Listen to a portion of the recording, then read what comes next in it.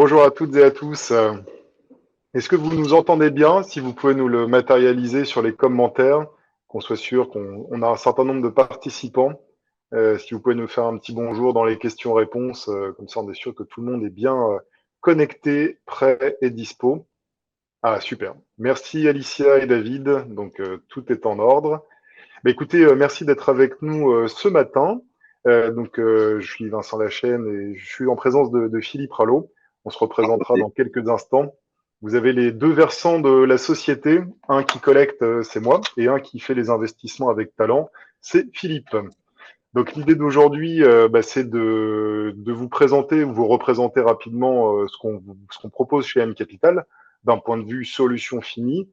Et l'idée, c'est aussi que vous puissiez participer au développement des solutions de l'autre côté de la barrière, avec la possibilité éventuellement de sourcer des actifs qui pourraient correspondre à la stratégie d'investissement de M Capital.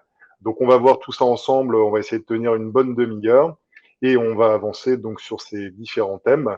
Par contre, est-ce que tu peux lancer la presse, mon cher Philippe? Parce que c'est lui le grand Manitou aujourd'hui, le DJ slide de présentation. Alors, je vais présenter. Donc, bonjour à tous. Donc, je vais présenter, je vais partager mon écran dans quelques instants. OK. Partager. OK. Et donc, voilà, juste le temps.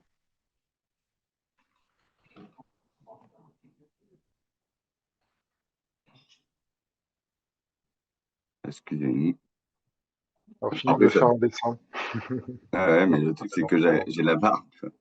Comme quoi, donc c'est toujours particulier sur le.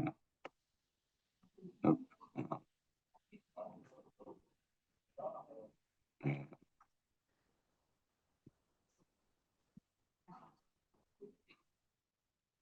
J'arrive plus à. Hop, hop, hop. Donc l'idée, bon, on va meubler un petit peu en attendant. Donc de ce webinaire, évidemment, vous aurez accès à un replay. Donc comme vous voyez, Philippe a besoin d'une petite formation informatique. Non, non, Non, c'est pas ça. C'est je te juste que, taquine, je te en fait, taquine, avec le. Voilà, c'est bon. je te taquine, je te taquine. Non, c'est juste que la barre donc, de Zoom était collée sur la présentation du dossier. Et donc, normalement, ça devrait C'est bon, être là, ça a l'air nickel. bien dans quelques instants. Donc l'idée du webinaire, effectivement, c'est la stratégie de sourcing en immobilier géré. Donc Philippe va vous présenter un peu les recettes, les critères de sélection que l'on a sur les différents actifs et les différentes stratégies d'investissement, que ce soit sur la thématique co-living ou sur la partie résidence et suite hôtelière. Et on va donc dérouler les différents slides les uns derrière les autres. Donc, c'est bon, la partie technique a été faite. Désolé de ce petit délai. Ceci étant, ça nous a permis de d'attendre que quelques personnes arrivent d'ailleurs au fur et à mesure des enregistrements. Donc, je vois que beaucoup de personnes se connectent au fur et à mesure. Euh, Quelques informations d'usage sur les webinaires, donc notamment sur le fait que les micros soient coupés, et que donc les questions que vous pourrez poser se font directement dans le chat. Et d'ailleurs, Vincent l'a fait dès le départ, donc pour savoir si vous étiez bien à l'écoute ou si vous nous entendiez. Et merci aux participants qui ont répondu. Et bien sûr, vous aurez un replay de ce webinaire qui vous sera envoyé. Donc Vincent m'a déjà présenté. Donc je suis business développeur dans le sud-est de la France. Et donc je cherche des actifs et le sourcing, donc notamment pour notre société Régénération et Rent que vous présenterons plus tard. Et bien sûr, Vincent qui s'est présenté. Exactement. Donc moi, je m'occupe du développement commercial, mais je ne suis pas seul. Je travaille aussi avec Anne-Lise Valette qui s'occupe de vous sur la partie sud de la France et Pierre-André Niette qui s'occupe de vous plus spécifiquement de Lyon à Paris. Alors en préambule de cette formation, on va vous repréciser un petit peu qui est M Capital.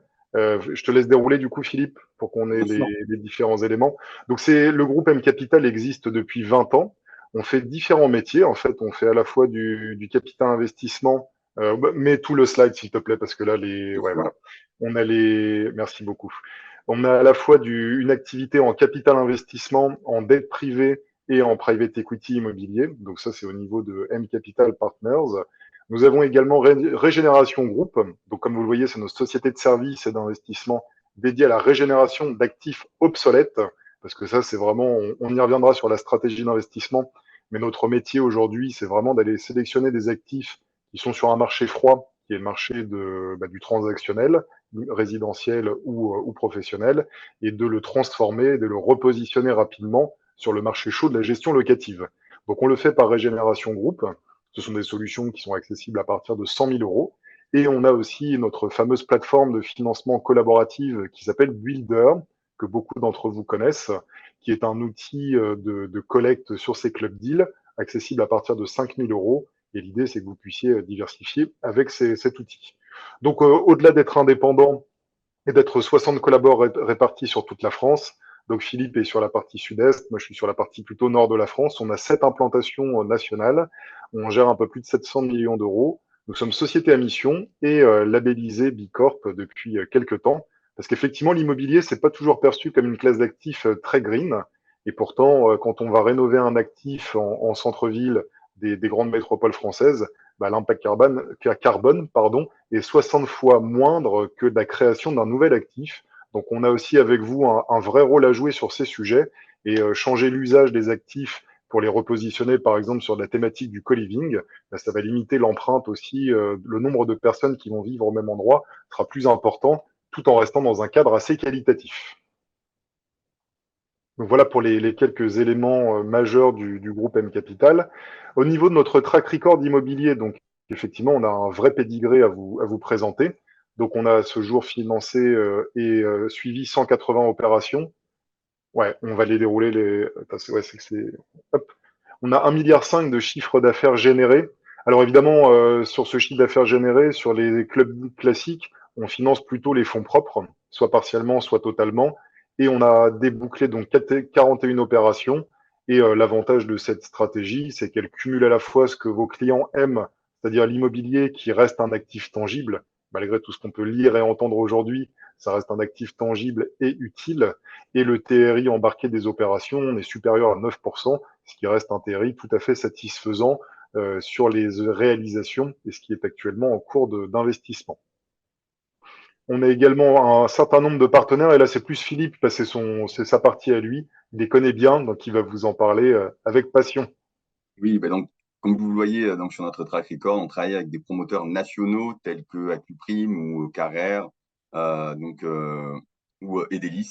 Et donc, on travaille également avec des promoteurs qui ont une empreinte régionale tels que Innova ou Vestia, ou ne pas les citer, Imalliance, qui est aussi donc partie de nos partenaires et idéalement. Donc, on va travailler tant au niveau de grands promoteurs que sur des promoteurs régionaux, toujours avec une dimension RSE forte, puisque Vincent vient de l'exprimer sur notre désir et nos valeurs donc de M Capital par rapport à ces éléments.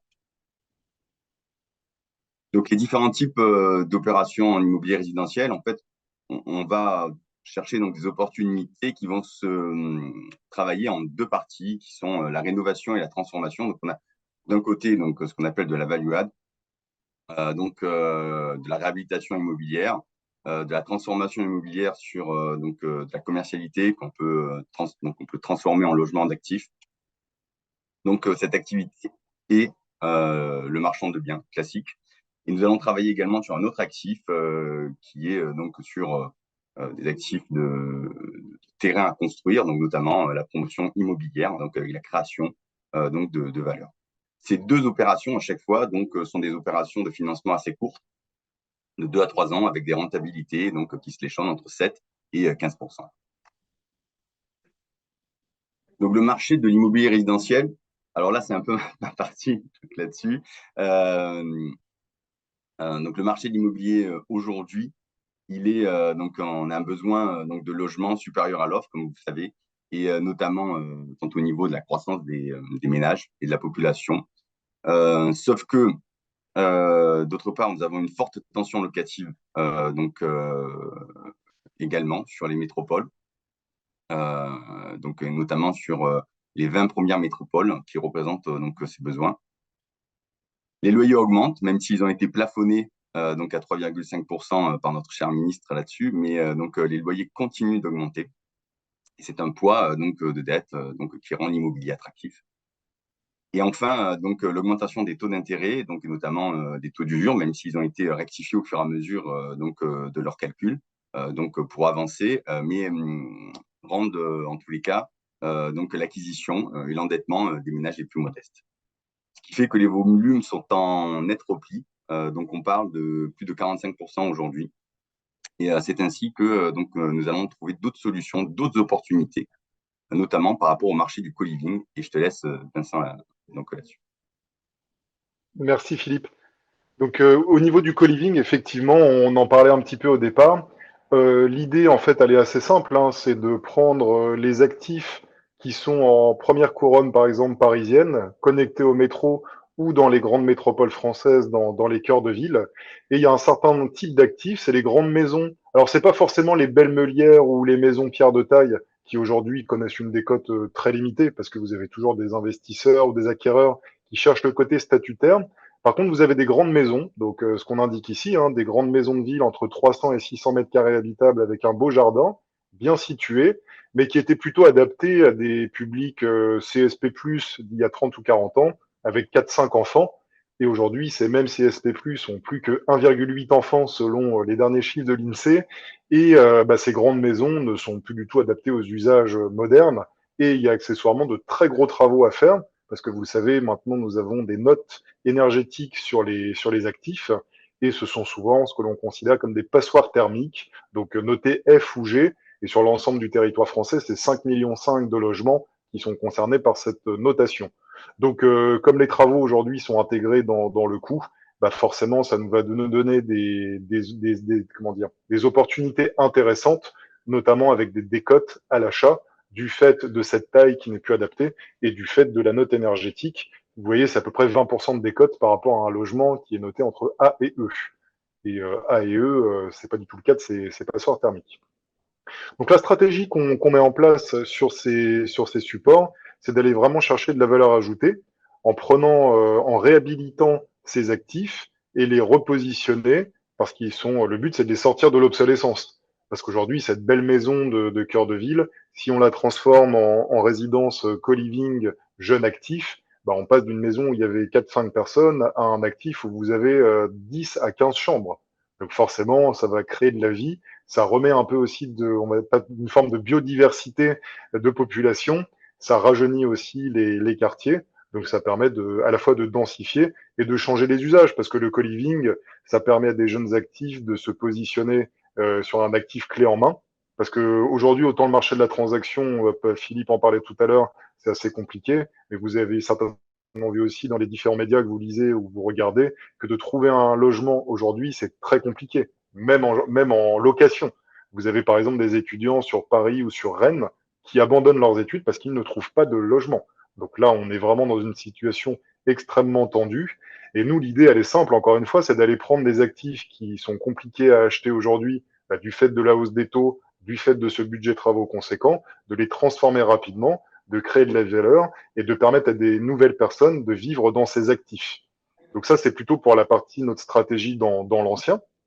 Et par contre, dans le neuf, bah, c'est directement d'aller chercher les actifs avec, par exemple, les nouvelles normes énergétiques RE 2020, donc de créer les actifs les plus sobres possibles quand les terrains ne sont pas encore construits.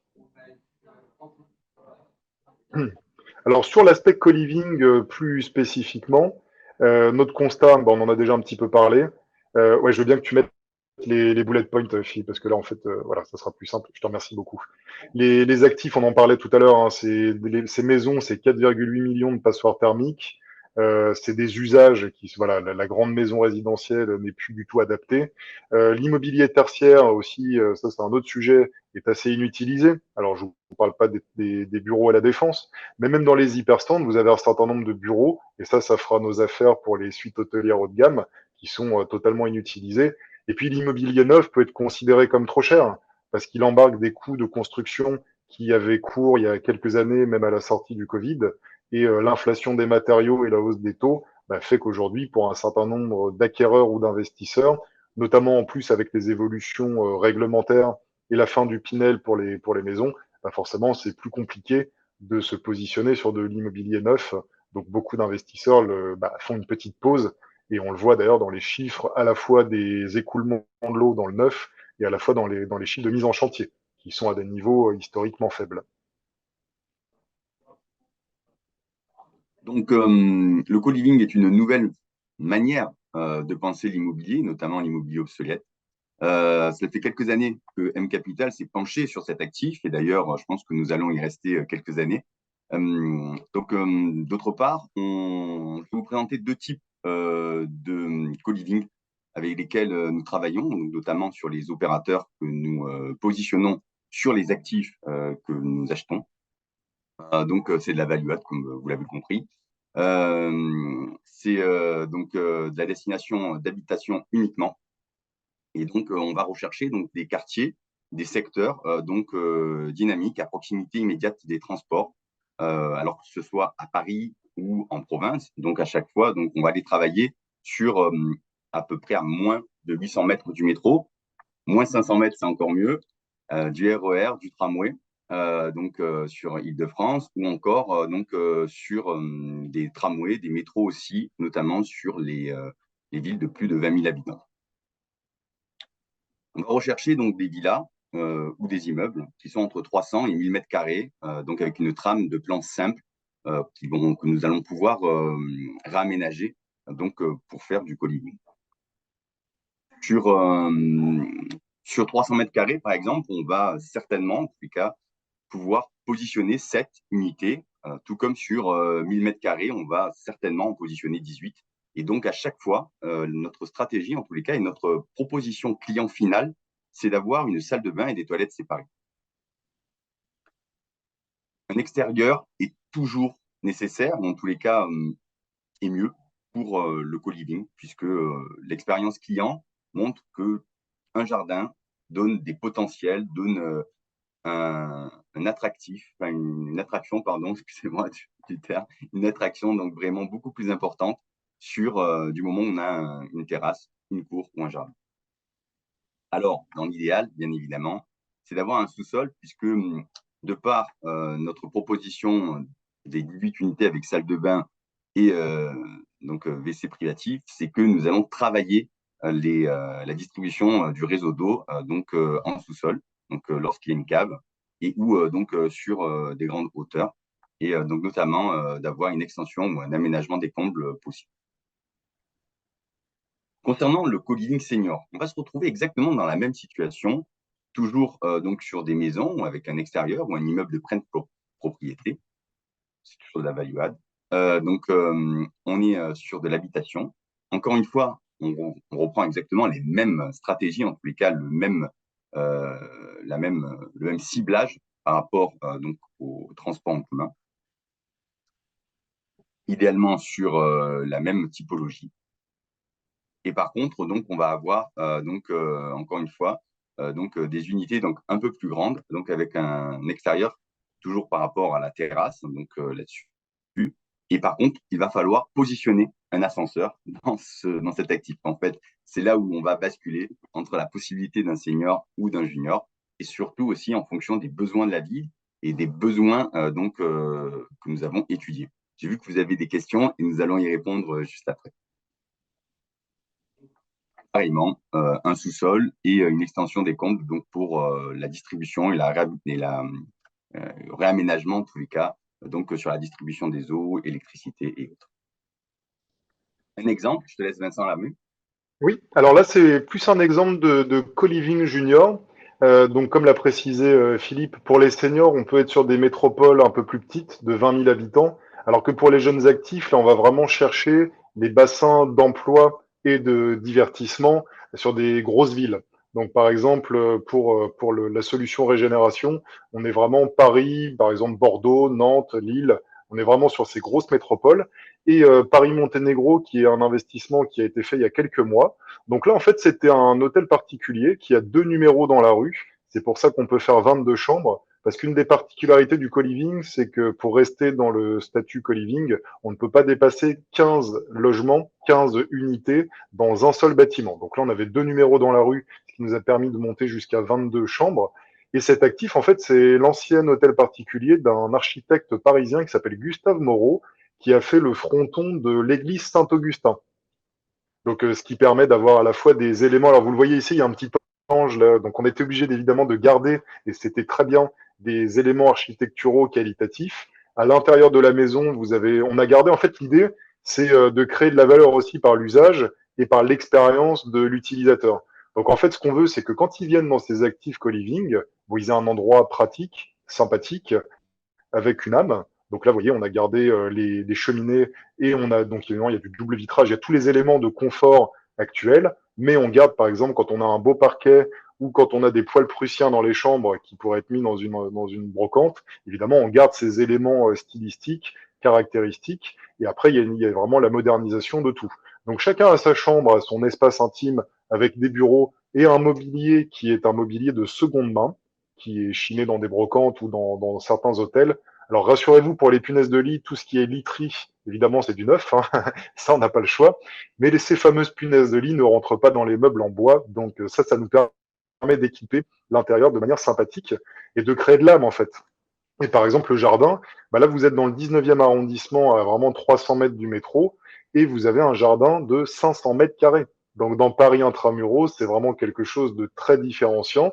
Le sous-sol, en fait, bah, il a été aussi réadapté pour des nouveaux usages. Donc, par exemple, on a une salle de home cinéma intégrée, et ça permet à la fois d'avoir des espaces de vie individuels, donc les chambres. Vous avez des espaces communs, le salon, le salle à manger, la salle de home cinéma et le jardin. Et vous avez pas mal de petits espaces aussi, des alcôves, où vous pouvez accueillir des amis et aussi où vous pouvez télétravailler. Donc l'idée, c'est à la fois d'être proche des bassins d'emploi, proche du divertissement et d'avoir une expérience. Il y a aussi des séries qui ont joué, vous savez, les séries comme Friends, How I Met Your Mother. Ça joue aussi sur la perception de vivre ensemble. C'est pas qu'une colocation de jeunes adultes, vous voyez ce que je veux dire. On cherche aussi le partage et on l'a vu pendant la période Covid qu'il n'y avait pas que nos anciens, malheureusement, qui vivaient d'une certaine solitude. Vous avez aussi des jeunes. Et ces solutions co-living, ça permet aussi de maintenir une qualité relationnelle et d'avoir une expérience intéressante. Pour vous donner quelques exemples chiffrés, hein, quand on a lancé l'actif, on visait plutôt une location à 1100 euros la chambre. Et vu la tension locative actuelle sur Paris, ça se rapproche des 1300 euros. Donc vous voyez qu'on a vraiment une dynamique très importante. Le taux de remplissage est à 100%. Et vous avez 19 personnes qui se positionnent pour un seul logement. Donc les actifs co-living comme ça, on pourrait en faire des dizaines qu'on ne satisferait pas la demande actuelle, hein. Ça, c'est vraiment une évidence. D'ailleurs, donc, ça me permet d'avancer sur le ciblage donc, géographique prioritaire. Donc, et notamment, on revient sur la Provence donc, par rapport à l'accessibilité du TGV en ville, et donc notamment par rapport à Paris, donc sur la carte du temps de parcours depuis Paris en TGV. On se focalise sur les grandes métropoles, donc, comme Lille, Lyon, Bordeaux, Toulouse, Aix-en-Provence, Nantes, mais également sur des villes qui sont à proximité, notamment de Paris. J'ai envie de vous dire que La Rochelle, ou en tous les cas Rennes, Caen, peuvent être des villes à fort potentiel, également notamment dans l'hôtellerie déstructurée, voire même aussi sur du co-living, en fonction de l'appétence de nos opérateurs. Donc voilà, donc on a vraiment une répartition géographique centralisée sur Paris et les grandes provinces, par rapport à ça. Je fais les hôtelleries déstructurées. Donc là, c'était à toi, c'était à moi du coup. Oui, oui, oui. Pour vas-y, hein, sinon si tu veux, Philippe, hein. Bah, pareil, donc au niveau de l'hôtellerie déstructurée, donc on va avoir donc une performance locative portée pour une demande soutenue, donc notamment à Paris, puisque l'offre touristique augmente, donc en tous les cas sur Paris, mais l'offre en elle-même est inférieure. On va avoir une demande accrue grâce aux Jeux Olympiques, donc là-dessus 2024. Là, on a déjà eu notre premier test en tous les cas sur Paris, et d'ailleurs, l'effet a été retentissant puisque donc Vincent a démontré que de 1 100 euros, nous avons augmenté donc, en tous les cas les loyers par rapport à cette demande complémentaire. Et le potentiel des rendements est beaucoup plus important. Et donc, nous sommes convaincus en tous les cas que ces suites hôtelières feront l'objet dans les années à venir. Puisque du moment où il y a du business, l'État ne va pas se priver de taxer, en tous les cas, ou en tous les cas de transformer ou organiser cet actif, notamment certainement une interdiction progressive des mises d'exploitation, donc forcément une diminution de cette offre, et donc avec un besoin tout autant retentissant, fortement, c'est l'effet du marché de l'offre et de la demande, et notamment la difficulté donc, de construire de nouvelles capacités au cœur des villes. Cela donne aussi donc, des rendements plus attractifs et donc en adéquation également, tant au niveau de l'usage que des usagers, notamment aussi au niveau des familles. Alors, sur l'hôtellerie, notamment sur la suite hôtelière, on en parlait au tout début, donc sur la mauvaise utilisation sur le tertiaire. Et là, on va regarder donc sur des locaux commerciaux, ou à double destination. Donc, il faut une commercialité avec également des actifs entre 100 et 120 mètres carrés, ou qu'ils soient mis divisibles, avec la possibilité, en tous les cas, d'avoir une entrée distincte, afin d'en créer 3 à 5 lits. Et c'est là-dessus où on va avoir certainement un ascenseur en général à partager, à partir du 3e étage. Il faut être en dessous, en général, il ne faut pas être en dessous en général du 3e étage. Et on regarde aussi les règlements de copropriété qui ont été mis en place par rapport à cet actif. Alors, pas de vitrine sur rue, donc ça ne fonctionne pas. Donc, non, notamment, en tous les cas, ça fonctionne moins bien. Et on recherche des fortes valorisations aussi. Et bien sûr, on peut avoir une acquisition potentielle de la commercialité en Suisse. Concernant l'hôtellerie structurée en elle-même, alors, on est toujours sur la même réutilisation ou mauvaise utilisation au niveau tertiaire, local commercial ou de la double destination. Là, par contre, on va avoir des actifs qui sont un peu plus grands, donc de 100 mètres carrés à 600 mètres carrés, avec la possibilité d'avoir forcément, puisque c'est plus grand, avoir plus de clés. De même avec un ascenseur, donc à partir du 3e étage. Toujours pas de vitrine, ça ne fonctionne toujours pas. Et donc, on va avoir des monoblocs à partir de 6 chambres, donc avoir une monopropriété sur cet actif. Alors, l'idéal, juste je reviens en nota bene, c'est que pour 4 chambres, donc l'idéal, c'est 100 mètres carrés. Donc, le ciblage géographique prioritaire. Donc là-dessus, il est notamment, on vous l'a expliqué, sur Bordeaux, aujourd'hui, Marseille, Lille, Paris. Et pour Paris, je laisse Vincent déterminer les arrondissements. Oui, alors pour Paris, en fait, il y a une modification qu'on attend du PLU, mais l'idée pour nous, c'est d'aller chercher à la fois dans l'hypercentre parisien, comme vous le voyez, mais pour la partie hôtellerie, tant qu'on est dans des arrondissements et dans des beaux quartiers, on peut être aussi dans le 16e arrondissement, le 17e, le 15e ou le 14e arrondissement. L'idée, c'est toujours la même, en fait, hein, c'est d'être dans un actif de belle facture. Donc, immeuble haussmannien, c'est parfait.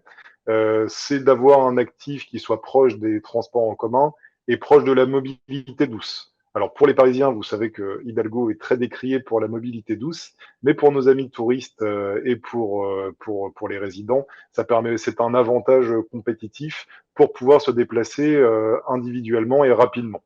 Donc c'est vraiment ce qu'on recherche sur Paris. Et on le verra d'ailleurs, le premier actif que l'on vous propose sur Builder Rent, qui est notre solution donc d'immobilier fractionné. On sera dans le 16e arrondissement, à quelques encablures du Parc des Princes et de Roland-Garros pour les amateurs de sport. Donc c'est pour ça aussi que ça peut être intéressant de ne pas être que dans l'hypercentre. Au niveau donc vous l'avez compris, hein, l'idée c'est que vous puissiez participer avec votre écosystème et vos réseaux au sourcing de nos solutions. Parce que, évidemment, moi, je travaille avec Pierre et Anne-Lise plutôt pour commercialiser les solutions.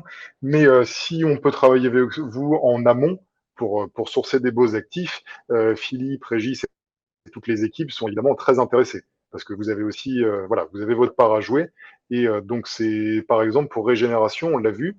Alors ça, c'est notre première solution qui est actuellement en cours de commercialisation, qui est plutôt à destination des investisseurs qui sont éligibles au 150 0 d'éther, donc vos clients chefs d'entreprise qui ont vendu ou des actionnaires qui ont vendu et qui ont besoin de faire du remploi de plus-value de cession.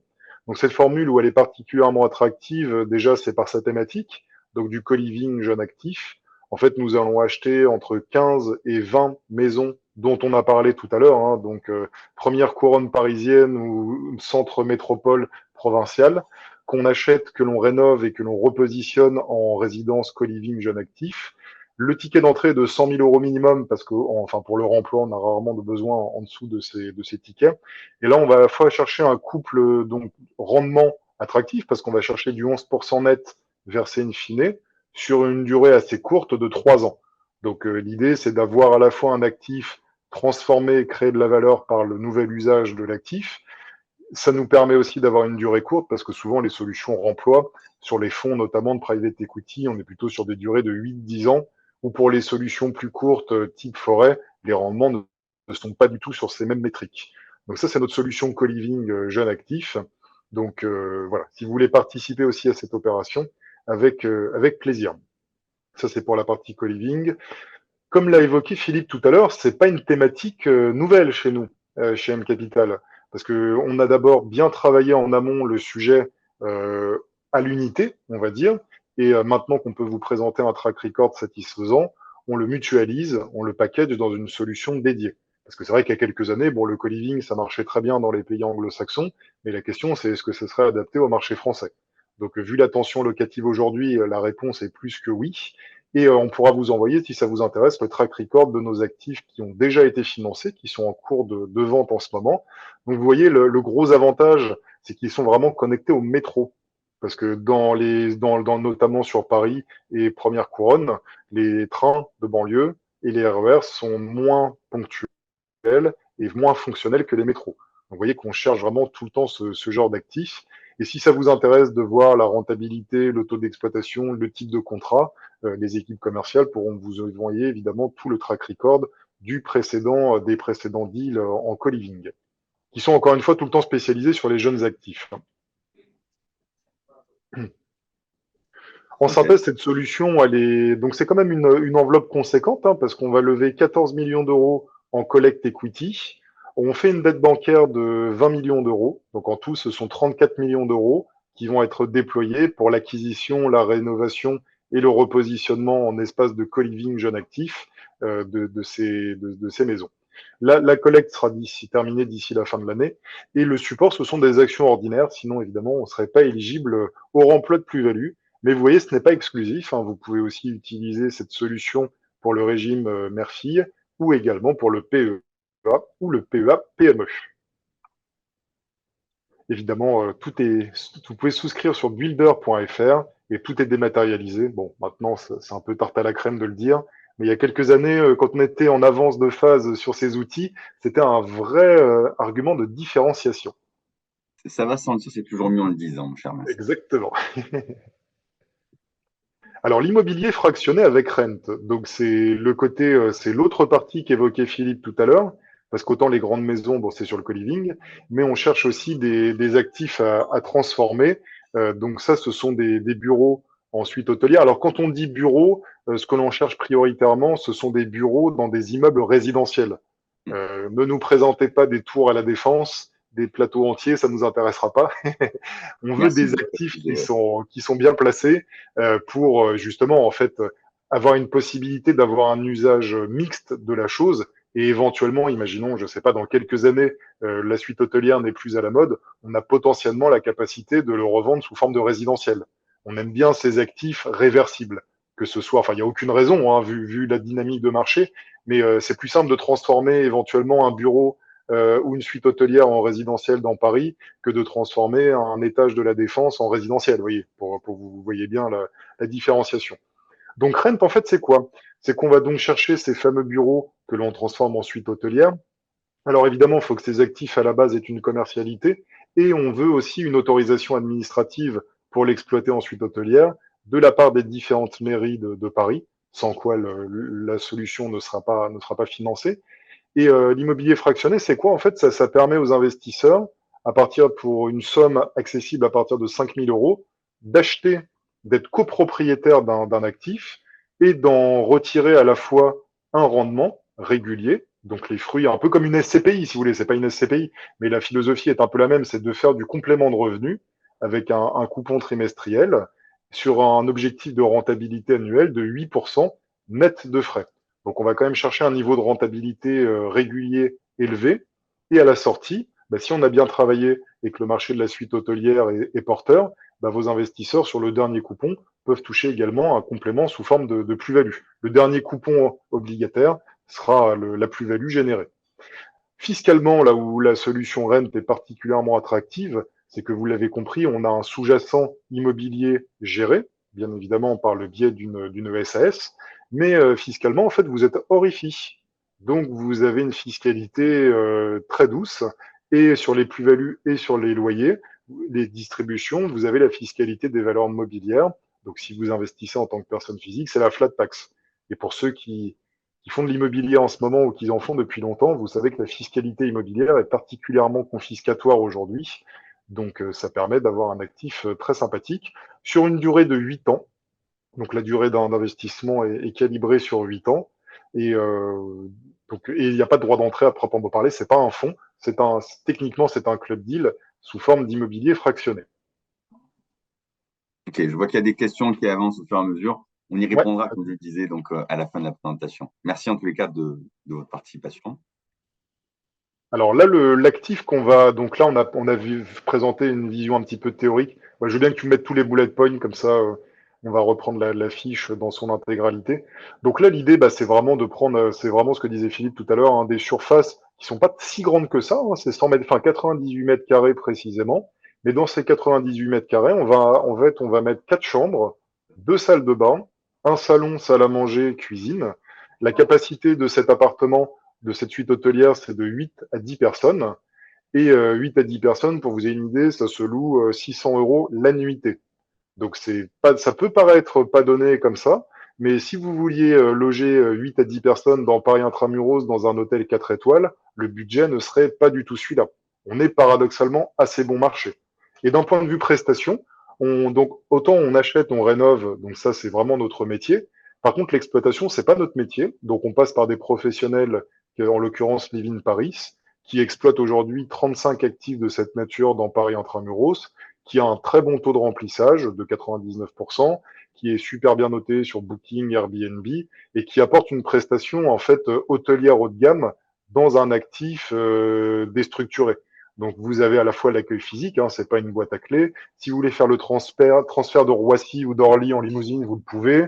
Si vous voulez faire venir un service de traiteur, vous le pouvez. Vous êtes vraiment comme dans un 4 étoiles haut de gamme.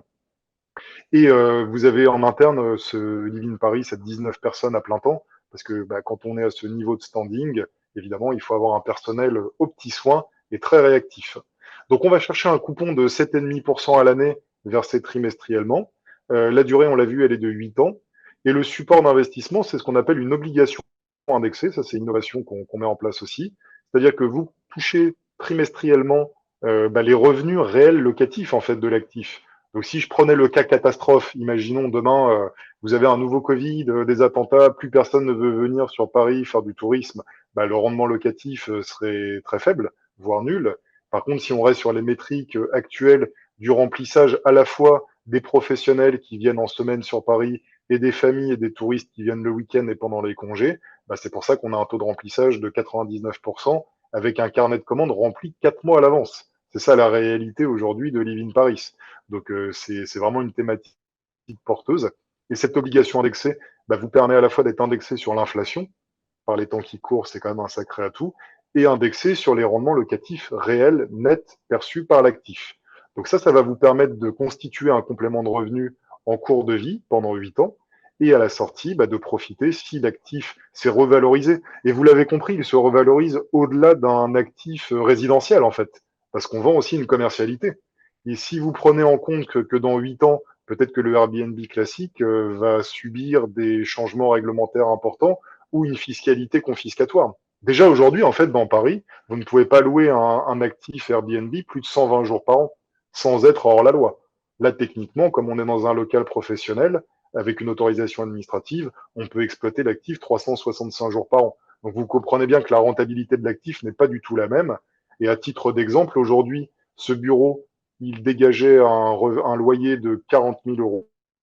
Et quand on le transforme en suite hôtelière, il dégage plus de 200 000 euros. Donc c'est notre moyen à nous de densifier et de maximiser à la fois la spatialisation du bien et de maximiser aussi son potentiel de rentabilité en cours de vie et son potentiel de plus-value à la sortie. Ce qui est sympa aussi avec ces actifs, c'est que vous les visualisez, vous avez l'adresse précise. C'est au 32 rue Jean de La Fontaine, vous pouvez regarder sur Google, vous avez toutes les caractéristiques. Fiscalement, on l'a vu, hein, c'est particulièrement intéressant. Et l'enveloppe est de 1,4 million. Donc, si vous voulez faire des souscriptions, il ne faut pas traîner parce qu'il va bientôt se fermer. Il y a une petite coquille sur la Oui, il y a fiche. une petite coquille sur la date, tout à fait. Et c'est toujours dématérialisé, on l'avait déjà dit. Donc, vaut mieux se répéter que se contredire. Tout à fait. Donc, merci à tous. On arrive à la fin de ce webinaire. J'espère que nous avons, en tous les cas, répondu à votre curiosité ou généré des idées, des synergies, des projets que vous pouvez nous envoyer avec grand plaisir, que j'étudierai avec grand plaisir également. Par rapport à cela. Mais je ne suis pas seul. Donc, en tout cas, sur le développement, nous sommes quatre au niveau du sourcing, donc notamment avec Régis Comartin, qui est le directeur du développement, Anaïs, qui est notre chargée de relations aux promoteurs et marchands de biens, également aux opérateurs Coliver. Moi-même, hein, je suis dans le sud-est, et donc Arnaud, qui est notre business développeur à Paris. Autre personne aussi importante, c'est Maxime Sevanet, qui nous a rejoint donc, il n'y a pas très longtemps, directeur de l'investissement de Régénération et de Rent également. Alors, on n'en a pas parlé, mais lorsque nous avons des dossiers, donc notamment des projets, nous allons les étudier pour les travailler, en faire plusieurs chambres. Et Alexandra Beck, donc notre architecte, va travailler le potentiel de ce projet, et notamment le nombre de chambres que l'on va pouvoir optimiser dans le cadre de la rentabilité de l'actif que nous allons acheter. Et bien évidemment, tout se passe d'un point de vue administratif, juridique, et fiscal. Et heureusement que Julie est là pour nous organiser et nous diriger sur ce flou français tel que nous le connaissons, mais sur lequel il y a également des opportunités telles que la double destination commerciale qui existe, ou encore l'obligation indexée qui est vraiment une nouveauté extraordinaire sur la typologie d'investissement. Merci pour votre attention. Je reviens donc sur les questions et réponses. Hop. Donc, On a une question, Philippe. On a déjà un dossier, donc ça va vite, hein, tu vois. Sur un immeuble type haussmannien de 1500 mètres carrés avec parking et jardin en hypercentre-ville d'Alençon dans l'Orne. Est-ce une ville qui pourrait vous intéresser?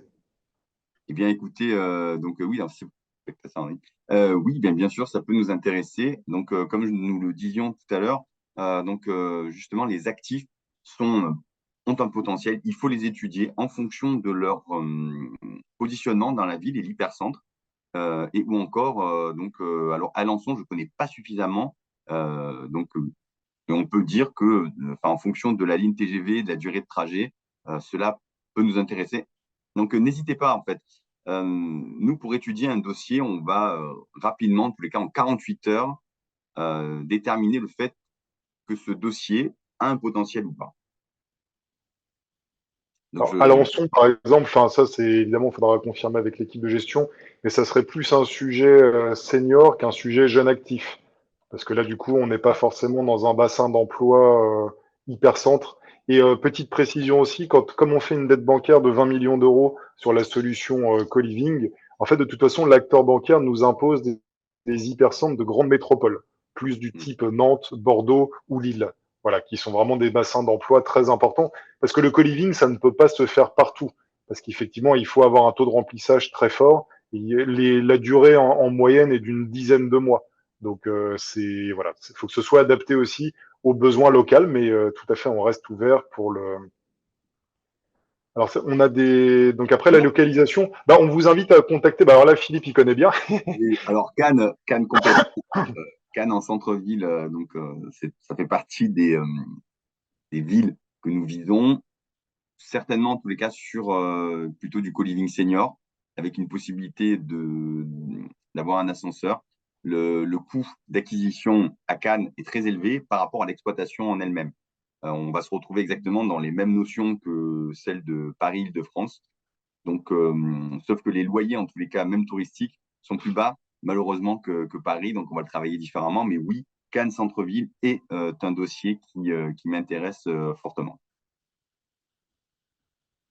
Donc, on avait aussi une autre question. Alors, bon, on y a répondu dans la foulée, sur la durée d'investissement. Donc, finalement, le déroulement des slides ont donné les réponses sur 8 ans. On avait une autre question aussi sur le co-living dans les centres-villes et notamment la possibilité par rapport aux mairies. Alors justement, Vincent a répondu. Alors, la question, c'est sur quelle est quelle est l'acceptabilité des mairies donc dans le cadre du co-living type Airbnb. Donc oui, en fait, puisqu'on n'est pas du Airbnb, justement, c'est ce que disait Vincent, on travaille différemment ce sujet, sauf que comme on le met avec un professionnel, et notamment on va travailler à la base sur un sourcing, donc avec une commercialité, donc on ne rentre pas en fait dans l'histoire du Airbnb, et notamment les villes sont plutôt, voire même enclins à nous voir venir donc M Capital et les opérateurs que nous positionnons, puisque c'est une nouvelle manière de regarder l'immobilier, une nouvelle manière aussi d'avancer et de répondre à un besoin locatif, voire même aussi de faire évoluer la partie touristique sans pour autant réduire les appartements type donc en résidence principale avec une exploitation un petit peu chaotique par le biais de Airbnb. Donc en fait, oui, les mairies sont plutôt enclins à nous recevoir.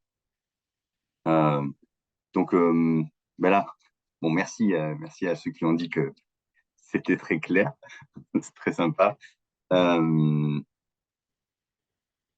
Non, justement, voilà. Alors, on a une question, pas peur de la remise en cause du co-living au niveau réglementation. Bah non, pas spécialement pour le moment. En tout cas, nos avocats, nos juristes ne nous ont pas donné de sources. Après, évidemment, faut rester dans la limite de la loi actuelle qui est de 15 logements. Mais c'est un petit peu pareil que pour le résidentiel, pour la suite hôtelière.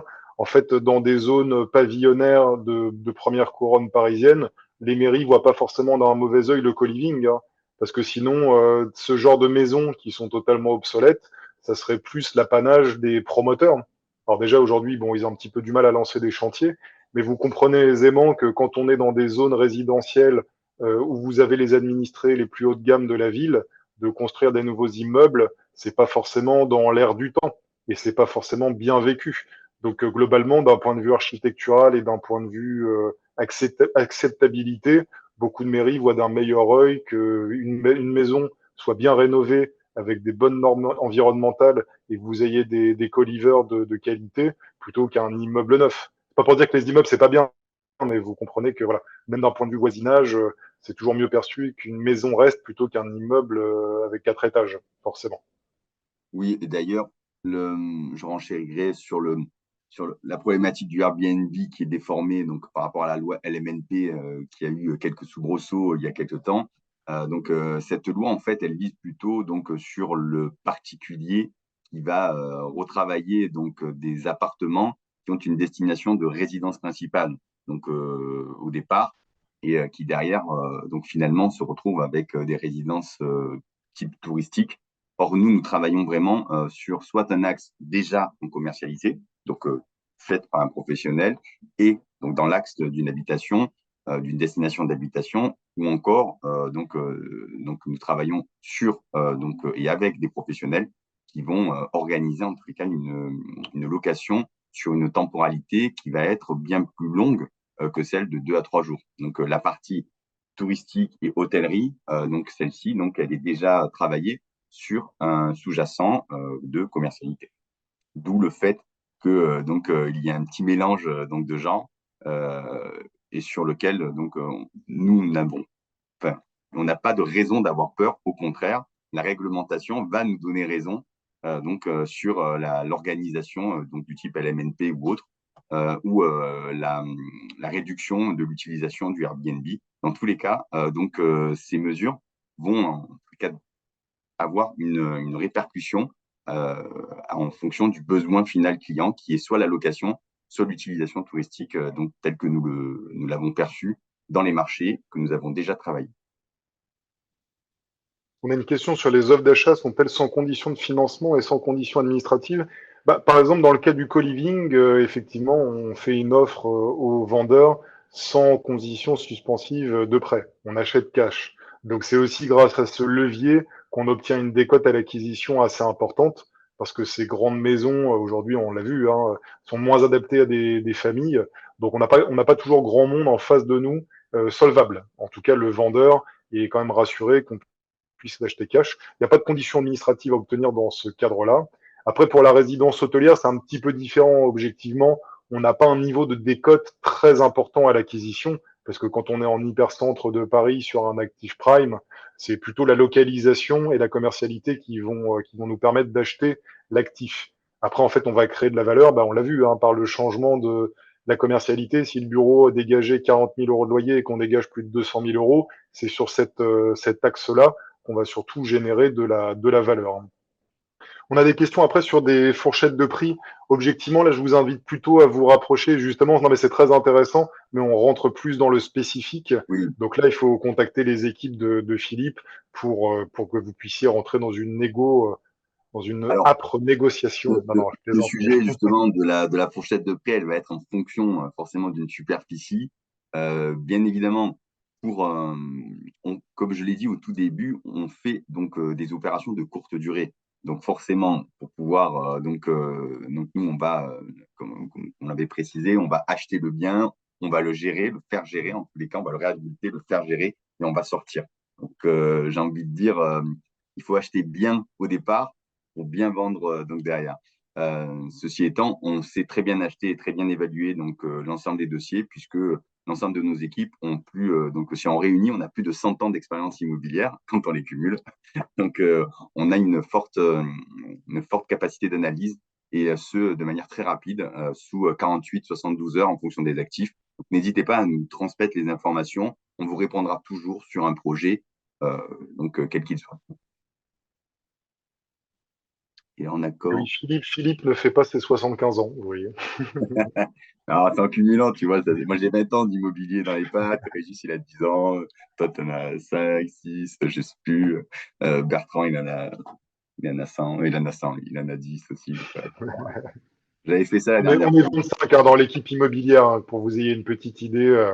Et on a des équipes à la fois d'analystes financiers, d'experts comme Philippe, mais on a aussi des spécialistes en AMO, en maîtrise d'œuvre, maîtrise d'ouvrage, parce qu'effectivement, la création de valeur, elle se fait par le changement d'usage, mais elle se fait aussi par l'acquisition au bon prix et les travaux au bon prix. Et en fait, on maîtrise bien ces différents modules, parce que par les temps qui courent, d'être fin sur son analyse et être pertinent sur la réalisation, c'est très très important. Encore plus important qu'il y a quelques années. Merci beaucoup à toutes et à tous. Si vous n'avez plus de questions, nous allons donc nous laisser pour aujourd'hui. Si vous avez des questions sur les solutions pour souscrire Anne-Lise, Pierre et moi-même, on est à votre disposition. On a aussi les équipes de builders, donc avec Kera et Christophe, qui sont à votre disposition. Et puis Philippe et ses équipes pour l'autre part. Si vous avez des très très beaux dossiers à nous présenter et que vous souhaitez aussi travailler avec nous en apporteur d'affaires, vous avez nos équipes de talents qui sont à votre disposition. Et n'hésitez pas, si vous m'avez vu, donc en tout cas, vous avez mon mail. Vous pouvez aussi l'envoyer directement à Arnaud. Et puis, si c'est sur Paris, je transmettrai en tous les cas à Arnaud qui est sur place et qui prendra attache avec vous le plus rapidement possible. Je vous souhaite une très bonne journée. Merci Vincent Avec plaisir, Philippe. et à très bientôt. Au revoir. Bonne journée. À bientôt.